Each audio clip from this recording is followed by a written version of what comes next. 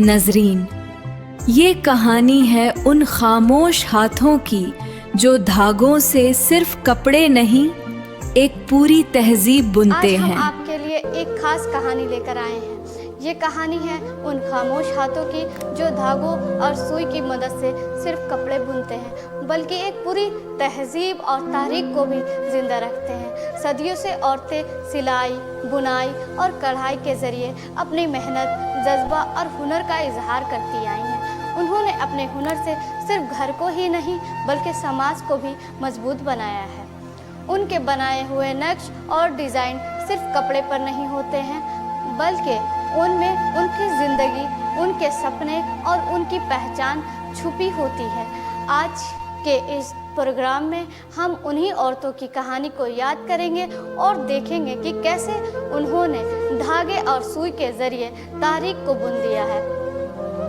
आज की इस कहानी ने हमें याद दिलाया है कि असली कुव्वत शोर में नहीं, खामोशी में होती है।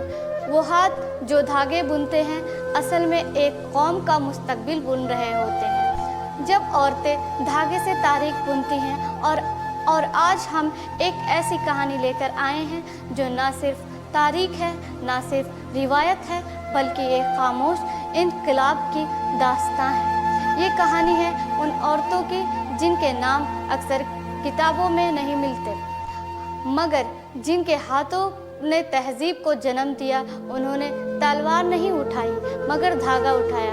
उन्होंने नारे नहीं लगाए मगर हर तिनके में अपनी पहचान लिख दी। ये हाथ देखिए, ये सिर्फ कपड़ा नहीं बुन रहे हैं, ये सपने बुन रहे हैं, ये उम्मीदें बुन रहे हैं। हर धागा एक कहानी है, हर तिनका एक जज्बा है और हर डिज़ाइन के पीछे एक औरत की ज़िंदगी छुपी होती है।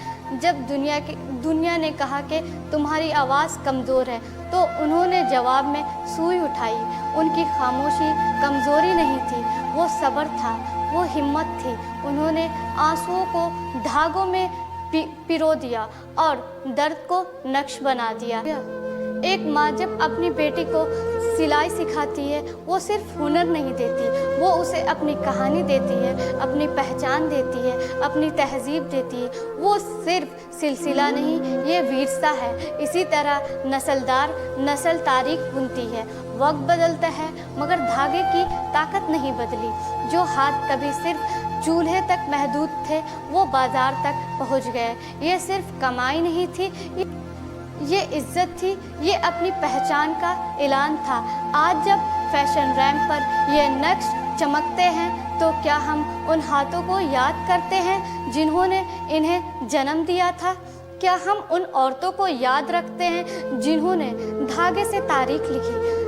तारीख हमेशा तलवार से नहीं लिखी जाती है, कभी कभी वो सुई की नोक पर लिखी जाती है। और जब औरतें धागा उठाती हैं तो वो सिर्फ कपड़ा नहीं बुनती, वो मुस्तकबिल बुन रही होती हैं। क्योंकि जब औरतें धागे से तारीख बुनती हैं तो तहजीब कभी मरती नहीं। अगर आपके घर में भी कोई ऐसे हाथ हैं जो सिलाई, कढ़ाई या बुनाई करते हैं, तो उन्हें सिर्फ हुनरमंद नहीं समझिए बल्कि उन्हें तारीख साज समझिए।